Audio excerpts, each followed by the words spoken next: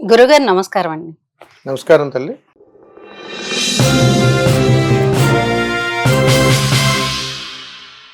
దశమహావిద్యల్లో కాళికామాతకున్న ప్రాముఖ్యత ఏంటి? అమ్మవారిని ఎలా పూజించాలి? ఎందుకంటే అమ్మవారు ఉగ్ర స్వరూపం. అసలు అమ్మవారిని ఎలా పూజించాలి? ప్రేక్షక మహాశయులందరికీ కూడా శుభ నమస్కారం. అమ్మ, కాళికామాత అనేటువంటి పేరు మీరు ఎప్పుడైతే పలికారో మీ జీవితం ధన్యమైపోయినట్టే. ఆహా. ఆ పదాన్ని పలకటానికి కూడా జన్మాంత సుకృతం అని అంటారు. కాళిక అనేటువంటి పదాన్ని మీరు పలుకుతున్నారు అని అడిగితే ఇన్ని యుగాల నుంచి లేనటువంటి యోగకరమైనటువంటి మోక్షం మీకు వచ్చేసినట్టే. ఏదో ఆకతాయిగా కాళికాదేవి అని పలికేటువంటి పదం కాదు. వాస్తవంగా చెప్తున్నాను తల్లి, ఇంతమంది అమ్మవారిని మాట్లాడుతున్నారు, చాలా ఉగ్ర స్వరూపం అని మీరు అంటున్నారు. ఏదో అమ్మవారు మీ చుట్టంలా చెప్తున్నారు ఏమిటి? అంటే ఆవిడ రూపాన్ని బట్టి చెప్తూ అది ఉంటాం. కాదమ్మా. ఏ అమ్మవారిని ఎవరు చూడలేదు. ఏ తల్లి తత్వాన్ని ఎవరూ గమనించలేదు.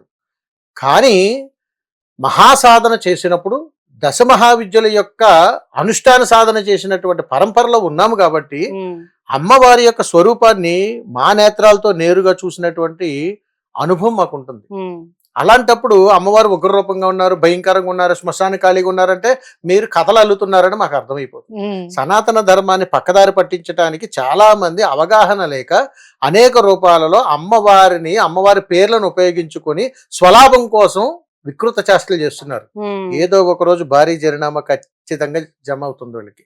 అందుకని మీరు కాళికాదేవి గురించి అడిగారు కాబట్టి, అమ్మ కాళీతత్వం ఎంత అందంగా ఉంటదంటే తల్లి, అసలు ఈ సమస్త సృష్టిలో అంత అందమైన స్వరూపాన్ని ఇంకెప్పుడు చూడలేం మనం. అమ్మవారు ఉగ్ర రూపాన్ని దాల్చారన్న పదం వాడారు చూసారు, ఆ పదాన్ని మీరు వెనక్కి తీసుకోవాల్సి. తప్పకుండా. ఎందుకంటే తల్లి, అమ్మవారు కాళికా స్వరూపంలో మనకు దర్శనం ఇస్తున్నారంటే అమ్మ ఏం చెప్తుందో తెలుసా? సమస్త సృష్టికి ఆధారభూతమైనటువంటి శక్తి స్వరూపాన్ని నేనురా, నీలో ఉన్నటువంటి ఉగ్రావేశాన్ని ఉగ్ర స్వరూపాన్ని చూస్తే ఎంత భయంకరంగా ఉంటుందో, ఇదిగో నేను ఈ రూపాన్ని దాల్చానురా దుష్ట సంహారం కోసం. అంటే నేను ఏదో రాక్షసుని చంపానని కాదు, నీలో ఉన్నటువంటి అతి దారిద్ర్యమైనటువంటి పగని, ప్రతీకారాన్ని, కుళ్ళు, కుతంత్రాలు, రాగద్వేషాలు వీటన్నింటినీ కూడా నువ్వు తీసేస్తే నువ్వు ఎంతో ప్రశాంతంగా ఉంటావురా, నీ ఆయు ప్రమాణం పెరుగుతుంది. వీటన్నింటినీ నీ దేహంలో పెట్టుకుని నన్ను చూస్తే నా అందమైనటువంటి రూపం నువ్వెలా చూడగలుగుతావురా? అందుకని ఎంత ఉగ్రమైనటువంటి స్వరూపాన్ని నీకు దర్శనంగా కనపడుతున్నాను, వాటన్నింటిని పక్కన పెట్టి చూడు నేను ఎంత అందంగా కనపడతాను అని చెబుతుంది. అందుకని అమ్మను స్మరించాలనన్నా, కాళికాదేవి అమ్మవారి యొక్క నామస్మరణ చెయ్యాలనన్నా నీకు ఎన్నో జన్మల శుక్రునితో తపశ్శక్తి యొక్క బలం ఉండాలి, ఒక గురు పరంపర ఉండాలి, ఒక ఆరాధన విధానం తెలిసి ఉండాలి.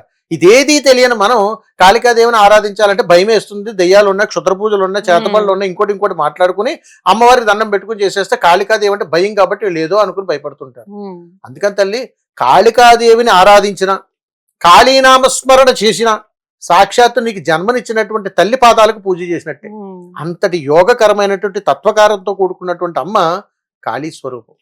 అందుకని అమ్మ ఏమంటదని అంటే, కాళికాని పలకడంలో ఉన్నటువంటి పరమార్థం ఏమిటంటే, ఓ జీవుడా, నీలో ఉన్నటువంటి జీవుడికి నేను ఆత్మానందాన్ని ఇస్తూ, జీవన శైలిని తెలియచేస్తూ, ఎలా బ్రతకాలో తెలియచేయటానికి నేను ఈ రూపాన్ని దాల్చానురా. అందుకని నీవు నన్ను చూసేటువంటి ఉగ్రమైనటువంటి స్వరూపానికి నువ్వు ఎలాగైతే ఉందో, నీవు కూడా ఇవన్నీ విడనాడపోతే అలాగే ఉంటావు, అంత భయంకరమైనటువంటి జీవితం నీకు వద్దు అని చెప్పి ప్రశాంతకు చిహ్నంగా కాళికాదేవి స్వరూపం అవతరించింది. దీని భావాల్లో మనం చాలా వరకు దశమహావిద్యల్లో వింటూ ఉంటాం. అమ్మవారి 10 అవతారాలు ఎత్తి ఈశ్వరుని బంధించడం కోసం రకరకాల విశ్వ ప్రయత్నాలు చేసినప్పుడు సాక్షాత్తు అమ్మ కూడా ఈశ్వరుని సైతం పరిగెట్టించినటువంటి శక్తి దశమహావిద్యలకు ఉంటుంది, ఆయన బంధించినటువంటి శక్తి. అంత గొప్ప విధానంతో కూడుకున్నటువంటి అమ్మవారు తొలి అవతారం కాళికాదేవి. అందుకని అమ్మవారిని శ్మశానకాళి, రుద్రకాళి, రౌద్రకాళి, వీరకాళి, రకరకాల అమ్మవారు 12 రకాల కాళీ అవతారాలు ఉన్నాయి. ఇందులో మన అందరికీ తెలుసున్నది శ్మశానకాళి, అమ్మవారు ఉగ్ర రూపంలో ఉన్నారు కాబట్టి ఉగ్రకాళి అని చెప్పేసి మనం మాట్లాడుకుంటాం. అమ్మవారి అవతారాల్లో ఉన్నటువంటి పరమార్థం తెలియదు. అందుకని కాళికాదేవిని ఆరాధించడం అనేటువంటిది, కాళికాదేవి యొక్క నామస్మరణ పలకాలన్న ఒక అర్హత ఉండాలి. అంతటి యోగకరమైనటువంటి విధానం. అంటే ఎలాంటి అర్హతలు ఉండాలి? అమ్మవారిని పలకాలనంటే, తల్లిని పూజించాలంటే, ప్రస్తుతం జరుగుతున్నటువంటి పరిస్థితి పరిణామాలలో అనాథ శరణాలయాల్లో అమ్మలు అందరినీ తీసుకెళ్ళి అక్కడ పెడుతున్నారు, ఓల్డేజ్ హోమ్ వీటిలో మనం చూస్తున్నాం. అంటే తల్లిని గౌరవించలేని వాడు నామస్మరణ చేయడానికి అర్హత లేదు. అలాగే కాళికాదేవి అమ్మవారిని ఆరాధన చెయ్యాలనంటే సమాజం పట్ల, కుటుంబం పట్ల, వ్యక్తిత్వం పట్ల, వ్యక్తి పట్ల సరైనటువంటి సమర్థవంతమైనటువంటి అవగాహన కలిగి ఉండాలి అని చెబుతుంటది అమ్మ.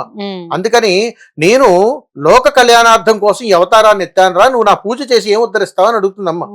అమ్మా, నా కుటుంబాన్ని జయించాను, సమాజాన్ని జయించాను, 10 మందిని నేను ఉద్ధరిస్తున్నాను, 10 మందికి నేను మార్గదర్శకంగా ఉన్నాను, కాబట్టి నీ పూజ చేయడం నాకు అర్హత ఉందమ్మా అని సంపాదించాలి. ఇది ఎక్కడి నుంచి వస్తుంది? గురువుల నుంచి వస్తుంది.